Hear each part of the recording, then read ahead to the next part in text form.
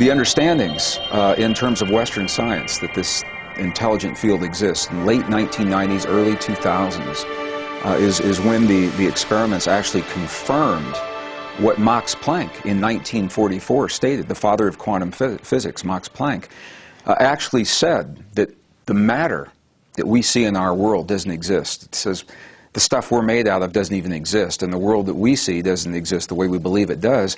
What he said was what we see as matter is here because of the existence of what he called a conscious and intelligent mind. And these are his precise words.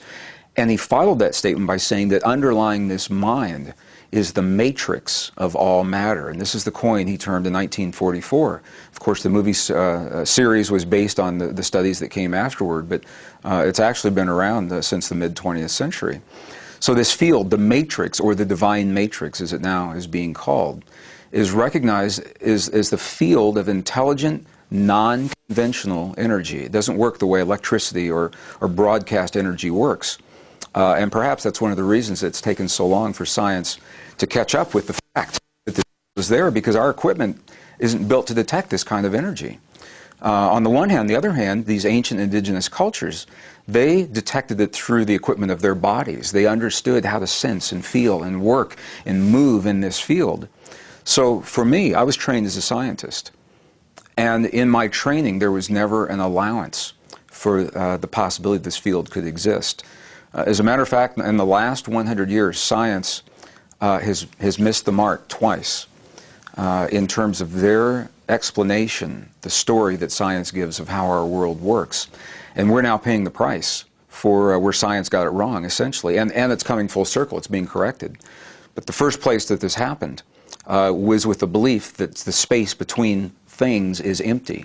And now we know that nothing could be further from the truth. There's a lot going on in what we always thought was empty space. But from the experiments that were performed in 1887, very famous Michelson-Morley experiments, to detect whether or not this field was there, when those experiments were interpreted as proving that the field wasn't there, over 100 years ago, from that point forward, our science has been based in the belief that everything is separate from everything else. What happens in one place doesn't have any effect on anything else. And that what happens in this lifetime has nothing to do with any other lifetimes. And when we leave our bodies, there's nothing for our souls to travel into. And this is going to be important as we talk about some of the implications of our time in history and where we're going. So this is the first principle where they got it wrong. And the second was that science, Western science, has believed firmly that the experiences that we have inside of our bodies, our thoughts, feelings, emotions, beliefs, our prayers, our affirmations, in here have no effect on the world beyond our bodies. And now we know that these two assumptions are flat wrong. There is something in the nothing, and we do have the ability through our hearts, what is called coherent heart-based emotion, to create the fields in our bodies, the fields of our beliefs, of our thought, feelings, and emotions that extend beyond our bodies into the divine matrix. So when people ask, what is the divine matrix?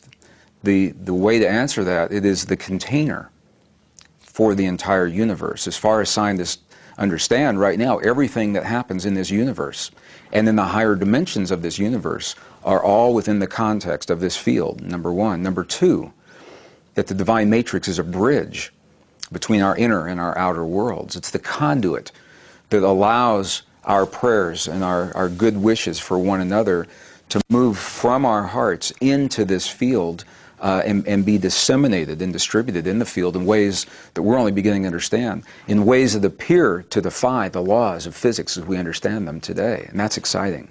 And number three, this field appears to be a mirror in that the quantum soup of all possibilities, if you will, that exists as this field will mirror back to us. It's like a large projection screen that's everywhere all the time. It will mirror back to us what we claim to be true in our heartfelt beliefs, not what we speak as our truth, rather what we truly feel is the reality of the way our lives work, our relationships, the way our worlds work. What we hold in our hearts is our truth. This field will mirror it back, and where this gets really interesting is sometimes those truths that we hold are unconscious truths, and we're not even aware of what it is that we truly believe. We know what we like to think we believe, but what we truly believe in our hearts sometimes is masked even to us. And it is through the wisdom of recognizing what the world brings to us in our everyday lives, our relationships, our abundance, our health, our romance or lack thereof, all of those things. Those are all mirrors, and the mirrors don't lie. They're mirrors in this divine matrix showing us our true beliefs, what we claim to be true of ourselves in the world, our limits and our capabilities. This field, the divine matrix, of the many ways that scientists now describe the field, and what makes it so significant in our lives, is the fact that number one, through this field, all matter appears to be connected. And the word that science is using for this connection now is called entanglement. What entanglement suggests is that when something happens in one place in this field, in the divine matrix, it can be in another room next to us, it can be halfway around the world, that the effects of that something can be felt almost everywhere simultaneously. So let me just describe what I mean by that a little bit. There was a very famous experiment that was done in 1997, made the cover of the scientific journals, but it never made mainstream public media. And I think here's the reason why. It sounded like a very technical experiment. What scientists did at the University of Geneva was they took a particle of the stuff our world is made of. It's called a photon, a little packet of light, particle of light, if you will. And they wanted two identical particles. So they took this one photon and they broke it into two, so both pieces had the same properties. And they had a specialized device where they could fire these in opposite directions at the same time, 7 miles for one particle in one direction, 7 miles in the other direction. When they reach their destinations, they're now 14 miles apart. They're using fiber optic cables to do this. And once those particles are at their destination, they can begin the experiments. And what they found was whatever they would do to one particle, in a moment in time, the other one acted like it just had the experience faster than it could have if this one were transmitting the information to the other one. Sometimes this one would act like it was having the experience before this one even finished its experience. They said they were tickling or disturbing the particles. They would change the charge or change the spin rate or force the particle to go take path A or path B. But whatever they were doing over here, this particle always had the identical experience, as if they were still connected even though they were physically separate. And the reason this experiment is so important is it is now demonstrating to the scientific mind what the ancient indigenous traditions have always said, and that is once matter is physically connected, even though it may become separate and distant from where it was originally, it's always linked energetically. Always linked energetically, and here's why that's important.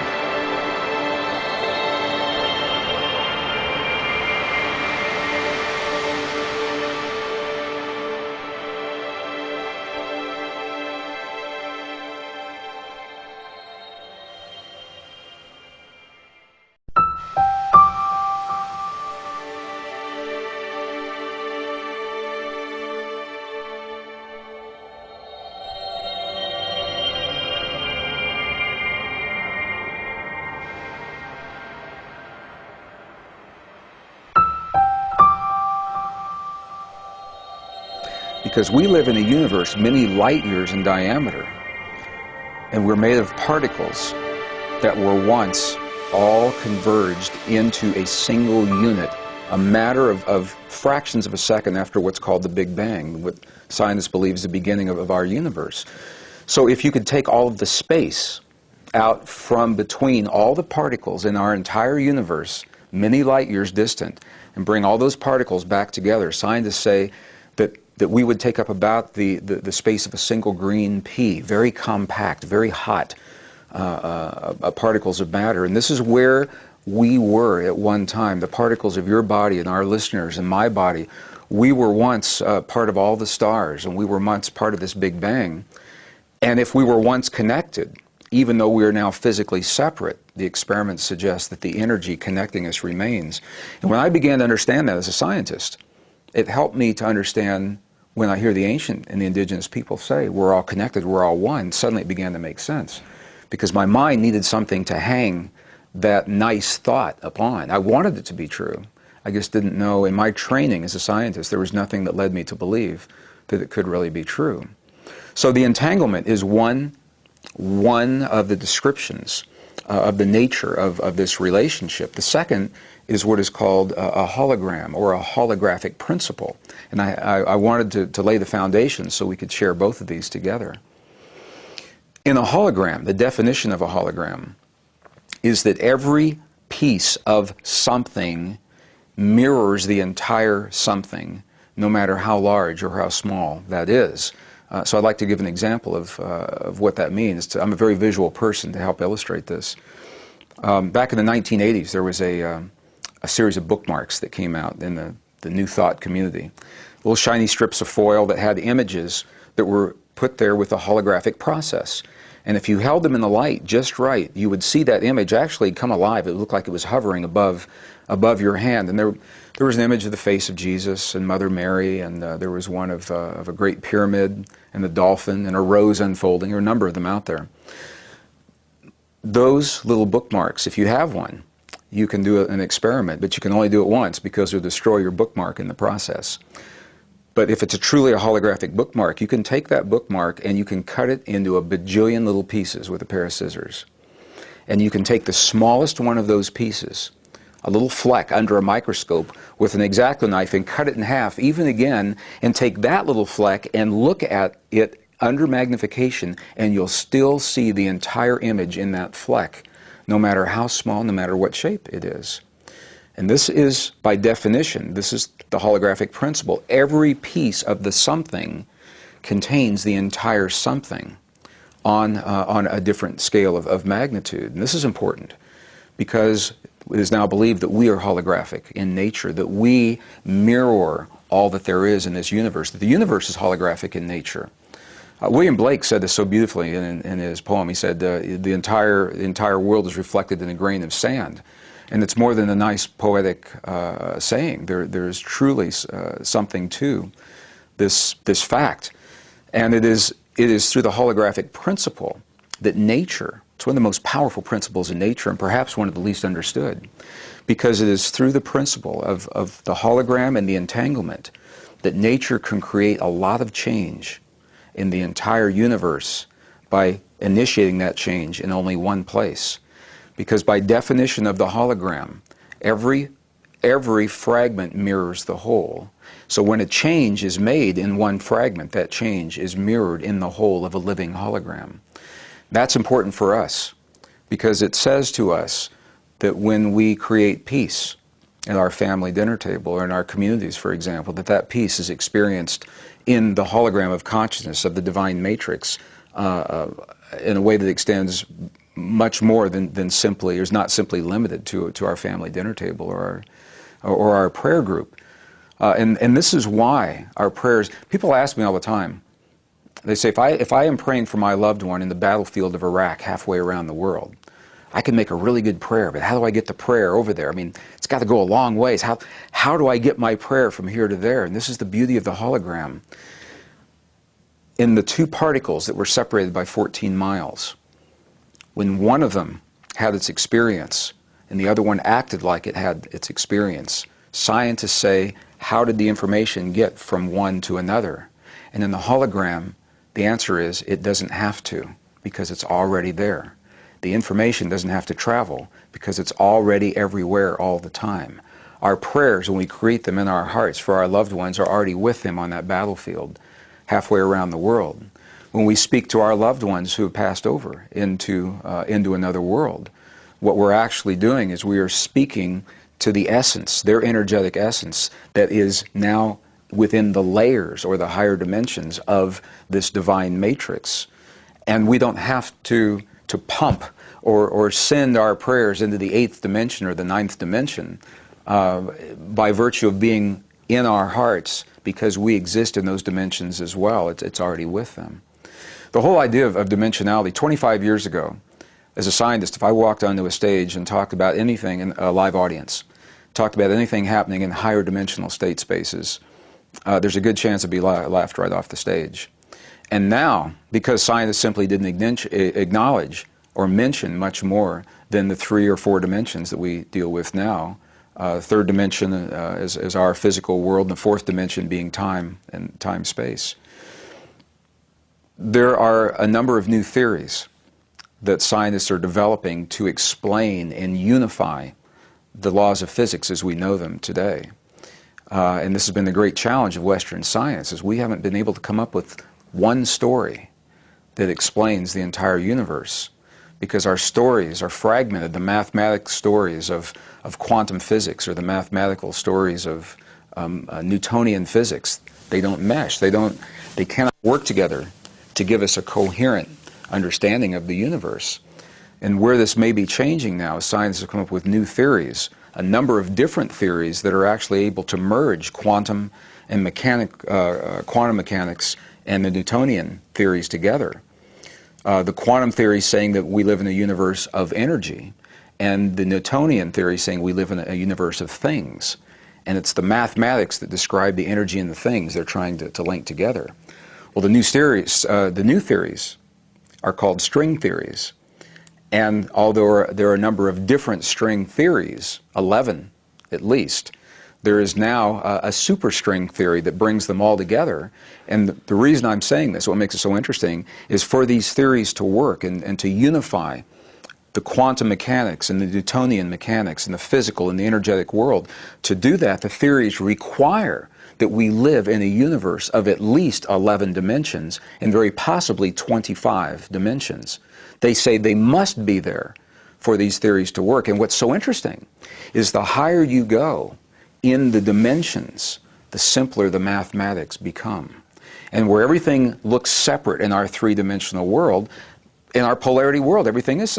We live in a world of pluses and minuses, men and women, light and dark, hot and cold, black and white, true and false, love and fear. We live in this polarity world, and this is where the mathematics do not work, and I would expect that they wouldn't work here, because everything here is in that separateness. However, the beauty of these new theories and the way that they tie into the ancient and the indigenous traditions, both of life and death, and life continuing after death, what we call the death, is that they require this higher dimensional experience. And the higher you go in these dimensions, the mathematics become simpler and simpler and simpler, and they actually unify in the higher dimensions. Very, very simple mathematics. And the reason this is interesting is because what the studies now have shown is that when you and I have a feeling, coherent heart-based emotion in our feelings, those emotions are actually coherent. They're linked, they're in resonance with these higher dimensions where everything is one. So when we're having an effect, and we have a feeling and we see a physical effect in our world, it's not that our feeling changed something in this three-dimensional world. Rather, our feelings are speaking to the blueprint in the higher dimensions, and we're seeing the shadow of that change in our physical world. And this, to me, tremendous implications in terms of life and death, our soul, the seat of the soul, where do we come from, where do we go in between lives, where do we go after we die, do animals have souls? All of these questions, these understandings now are bridging the language of science and the language of spirituality. And the ancient and the indigenous traditions have been here for 8,000 years in a very exciting new way that gives us this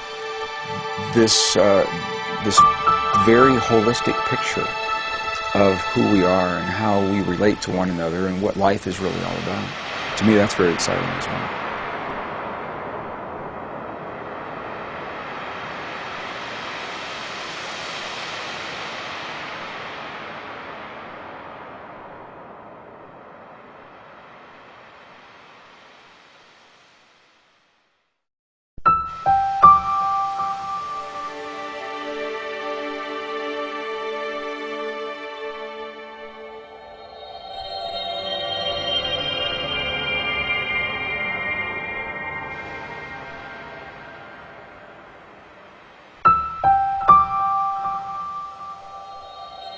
And they actually unify in the higher dimensions.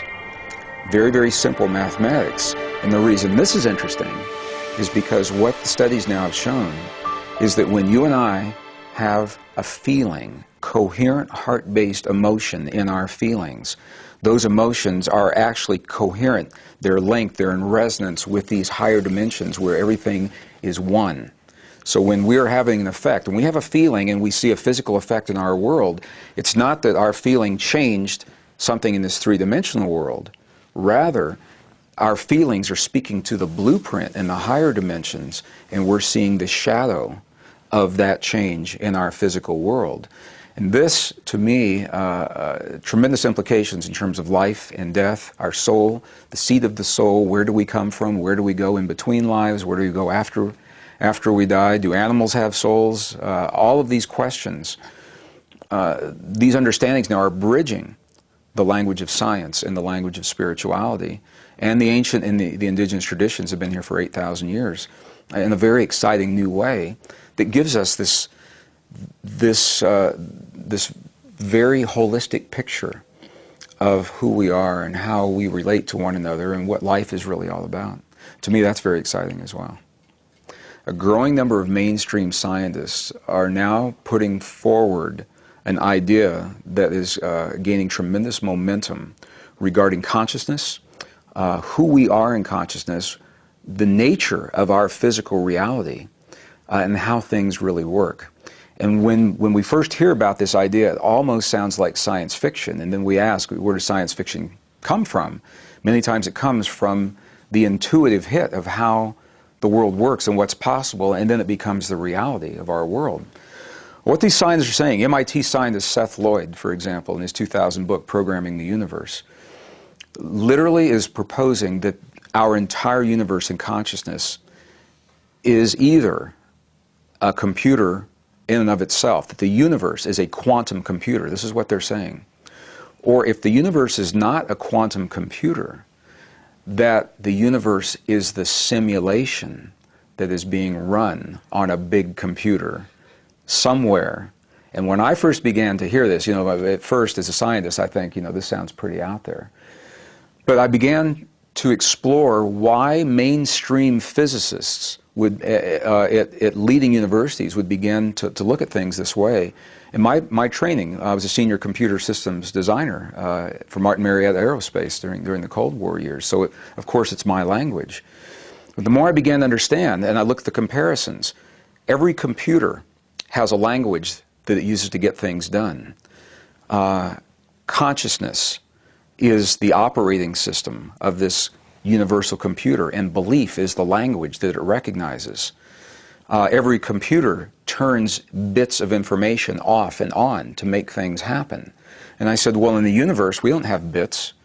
And I began looking at the comparisons, and they're looking at literally the stuff our world is made of. The atoms are the bits. When the atoms are turned on and in physical existence, they are reality. When they are not turned on, they are unatoms or anti-atoms or antimatter that are not in existence. And they're taking this so seriously, this proposition that we may literally be living a simulation of some kind, that they've done mathematical modeling to determine the probability that we are or are not living a simulation. And the mathematics suggest strongly that we are living in a simulation. And the reason I'm mentioning this here, and I know it's a very different way of thinking about things. It sounds like the movie The Matrix, but where did that come from? The reason that this is important is because when we begin talking about the soul, what the ancient indigenous traditions say to us is that while a part of our soul speaks and experiences through this body, we're not really here at all. That our higher self is a part of a greater existence, and we always go like this, it's somewhere else expressing through this body. We've just come back from a tour in Australia, and the Aboriginals in Australia, as well as many other traditions, say this isn't the real world, this is the illusionary world. And they spend more of their time in what they believe is the real world, and what we would call the dream state. So all of this ties together when we talk about life and death, existence, consciousness between lifetimes. Where do we go when we leave this body? From the perspective of these new ways of seeing things from physicists and quantum physicists who are looking at this as a simulation. It's when our part of the simulation is over It doesn't mean that we are gone forever. It just means that we're no longer expressing here, and we're in those higher dimensions wherever this simulation is being run from. So it is a fascinating concept. And the more we begin to explore it, and when you look at the mathematics and they plug in all the variables, they say it's more likely than not that we are actually living in a universe that is the result of a massive simulation that's being run from somewhere else. Sounds like a Star Trek episode. Seth Lloyd is the man, the MIT physics professor, who's developed the first feasible, viable quantum computer. And he said even in the infancy of our computers, a quantum computer is so powerful it wouldn't take much more to model an entire universe on a quantum computer. And the thinking is that who or whatever is responsible for the simulation is probably light years ahead of us in terms of technology. So to believe that they may have quantum computers that could manipulate the bits of matter. And it sounds very technical in some respects, and it stretches us in some respects. And that's the purpose of films like this. We're looking for new ideas, new ways to think out of the box, whether it is a reality or even if it's only a metaphor. Even if we only use this as a metaphor, it's a powerful metaphor that allows us to hang our beliefs upon, because whether it is a physical reality or a metaphor that we live in a simulation, the bottom line is this, that if we understand the language that this reality recognizes, then we are no longer limited by the laws, the relative laws of physics as we know them. It means that we no longer have to suffer in our lives or age, or we don't have to have the poverty and the disease. We don't have to have the war. If we understand the language, then we literally can rewrite the reality code that runs our real or metaphoric simulation. And to me, we need some new ideas to look at the world. Because what we're seeing now is so many people believe there's a single physical reality. And if you want to change it, you've got to go out there and hammer it into submission, militarily, economically, men bumping chests with men, you know, guys with big armies and a lot of power. And we know where that's gotten us. So my feeling is that we need new ways to think about our universe. And this is one of the most powerful and innovative ways that I've seen in a long time. And it's not so new. Just different language, because this is what the ancients have always said. They said, you're not from here, and that we don't live here, and that this world is a dream, and that this world is an illusion. And then it opens up all kinds of questions. If this is a simulation, who's the architect? When did it begin? When does it end? Maybe this is what that 2012 end date is all about. And all the convergence of all the physical parameters may be showing us that the map of time that the Mayans knew almost 5,000 years ago is actually the map showing us the end of our simulation. And it's the opportunity for us to take the training wheels off and recognize that we are empowered to speak the language that this intelligent reality recognizes. And create and live the way we choose to live. And all of these have implications in terms of life in this world, life after death.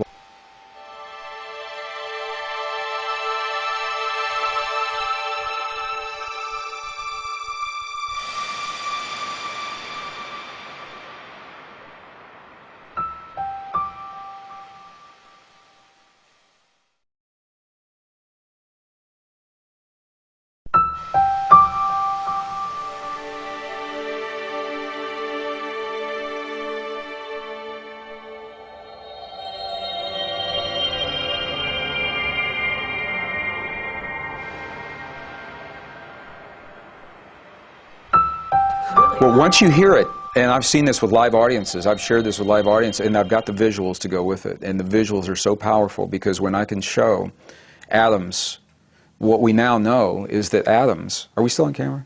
We are, but don't worry. I don't know if you want this or not. Yeah. But what we now know is when I was in school and when many of our listeners were in school, we were taught that this is a physical reality made of atoms. And our atoms would look like little solar systems. They were modeled as little solar systems, things in the middle called a nucleus with other things orbiting them like electrons. And those days are long gone. We now look at atoms rather than things orbiting around other things. we look at them as concentrations of energy in space and time, where there are no clear-cut things. Now, where this gets important is that scientists, and this is in the standard physics textbooks, this is no surprise what I'm about to say, is that if you change the field of energy that the atom lives in, you change the atom. You can change that field electrically, or you can change it magnetically. And there are terms for the effects. The Zeeman effect, the Stark effect are well-documented effects of electrical and magnetic changes in the field that change the atom. Or, while it sounds technical and maybe not relevant, where it gets really relevant very fast, is our hearts are the strongest bioelectrical and magnetic field generators in our bodies. Our hearts generate stronger electrical fields than our brains. They generate stronger magnetic fields than our brains. Our hearts are 5,000 times as powerful magnetically than our brains. And we hear about EKGs of our hearts. They're up to 100 times stronger than the EEG, the electrical information in our brains. So when we create thoughts, feelings, emotions, beliefs, compassion, prayers of forgiveness in our hearts, that's the words that we call those experiences. But to the field, what we're doing is we're creating electrical and magnetic waves in here that are now known to change the stuff out here. And in that way, we are linked. So when we talk about our universe, possibly as a simulation, it tells us that we are not separate, that we are empowered not to control or manipulate or impose our will, rather to participate, as Princeton physicist John Wheeler suggests, to participate in the way this reality unfolds, to participate in our personal growth and healing, in the healing of our loved ones, to participate in the peace that happens in our families and between nations. And the little catch is that for us to share the beauty of this participation, we must work together and share those heart fields. And that, I think, is where this learning curve is actually going. And we may not use that language. We don't have to understand all the technical aspects. I mean, people know that when you have a feeling, it may have an effect. But in our Western world, we need our mind, our left brain, our logic needs a framework to hang these very subtle spiritual understandings upon. We'd like to believe them, we just need a reason to believe it. And the reasons are there. If we can take the understandings out of the very technical realm and share them in a language that's relevant to people that don't have that background. Science is only a language. It's a good language. It's only one language that describes our world. And there are many other languages, and I think, for me, this is the value of going into the monasteries of Tibet and Bolivia and Peru and Nepal. We've been in monasteries in Egypt, in their libraries, their records. For 1,500 years, people who have lived the traditions and perpetuated and taught them, because we can look at them. I can look at another human, eye to eye, heart to heart, God to God, in that moment, directly or through a translator. And I can ask them, human to human, I can say, when you just did that miraculous healing, what happened in your body to make that happen? How'd you do that? And if I don't understand what they say, I can ask them again and again and again until they either kick me out of the monastery because they're tired of my questions, or they will answer my question. And in this way, we learn from this 5,000-year-old heritage of our past, and we marry that with the best science of our day today.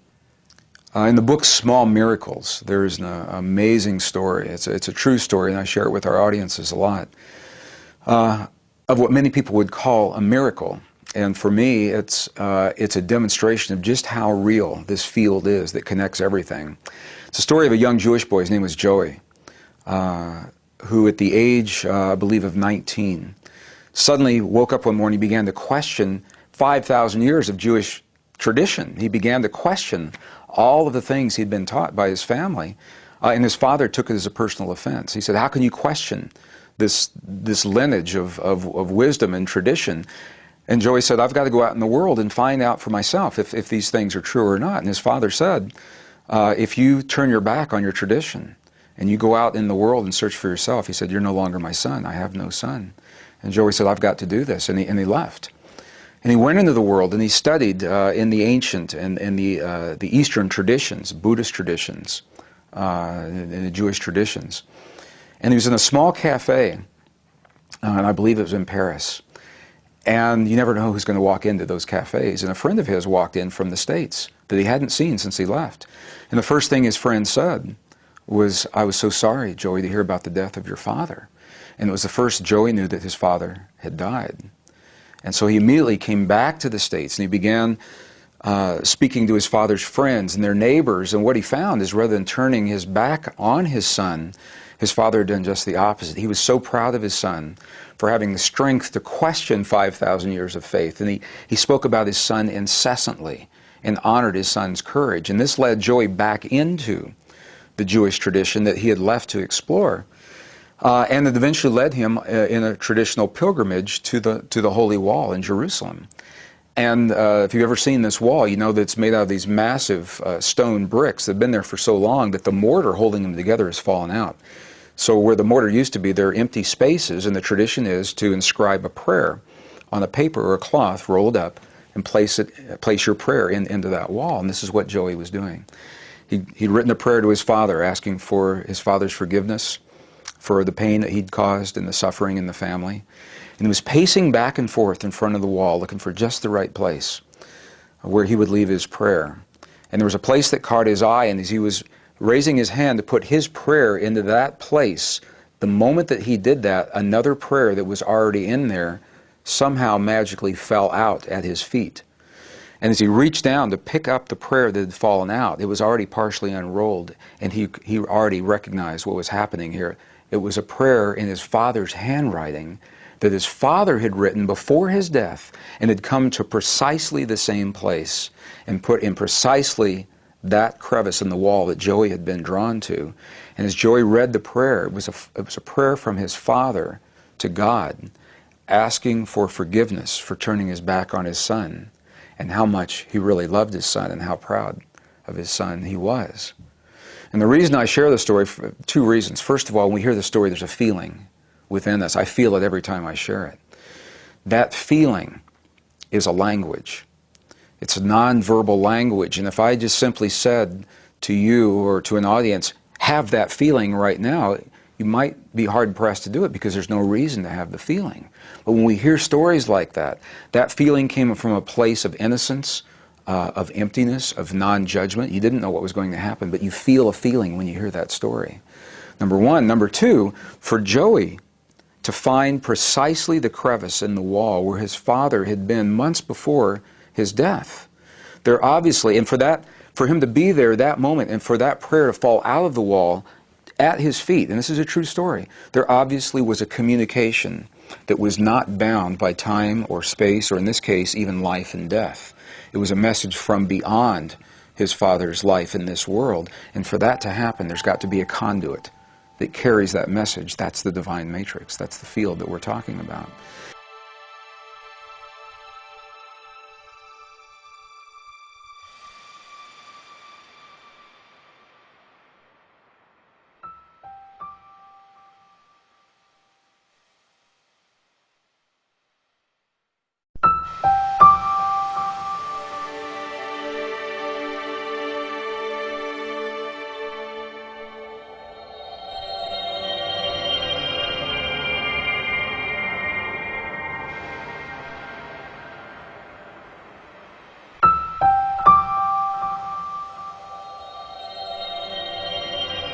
I had the opportunity a few months ago, the last remaining Gnostic sect to survive into the 20th and now the 21st century is a sect called the Mandaeans.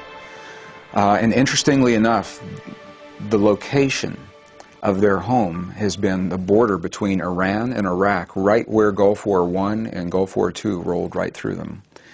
And I was in another country where many of the Mandaeans had fled. And one of the high priests asked to meet with me while we were in this country. And of course I said yes. And he brought with him a scroll that he says is over 6,000 years old. And it was written in Aramaic, which is interesting to me because Aramaic was the language of Jesus, and we're not sure when it actually began. But what was interesting about this scroll, in our biblical traditions, the creation of humankind happens in a couple of sentences in the book of Genesis, because we've got the Reader's Digest condensed version, and a lot of things we know were edited out. In other traditions, such as the Mandaeans, they are in scrolls, so there is column after column, paragraph after paragraph of information describing the creation of the human body first, and how the powers that be then tried to put the soul into the body, suggesting that our soul is in fact separate and comes from somewhere else. And what makes it so interesting is that the first few iterations of humankind could not hold the power of the soul or the spark or the light of God from this higher dimension. And it was only when they perfected the genetic recipe for the bodies that we have now that they could get the soul. And it always says when they created the body of Adam. It's not when he created the body of Adam. When they, indicating that there were multiple people, created, or multiple beings, created the body of Adam, they could not get the soul into the body of Adam to experience. What that means to me in terms of everyday life is looking at the world around me through new eyes and recognizing that this world is nothing more, nothing less than a mirror of what we claim to be true in our hearts. And if we choose to live in a new world rather than trying to hammer it into submission externally, we can choose in our hearts to feel and believe in ways now that our scientists say actually affect and change the reality of our world through what's called coherent, heart-based emotion. They aren't just thoughts or wishes. Feeling as if our bodies are already healed, feeling as if peace has already happened in our lives, and giving thanks of appreciation and gratitude for whatever time we have together in this world. Because real or simulated, we don't really know how long it lasts or how long we're here. So from my perspective, every day I do my very best, and I ask myself the question, what can I do today to leave every place that I visit a better place than it was than when I got there? And whether it means cleaning up the sink in an airport bathroom before I leave because it looks better when I left than it did when I came in, or when someone stops me in the hall in a very busy conference to talk, and I know I've got to be somewhere else. Am I too busy to talk to them, or can I give them 60 or 90 seconds fully present, fully focused, and honoring, and just say to them, I can only honor you for these moments, and look them in the eye. In that way, these are the little things that we can do in our day. Be fully present with everyone that comes into our lives and crosses our paths, and where we choose to travel and share our energy, leave that place a better place than it was when we left. And to me, I can't think of a better way to live in the simulation.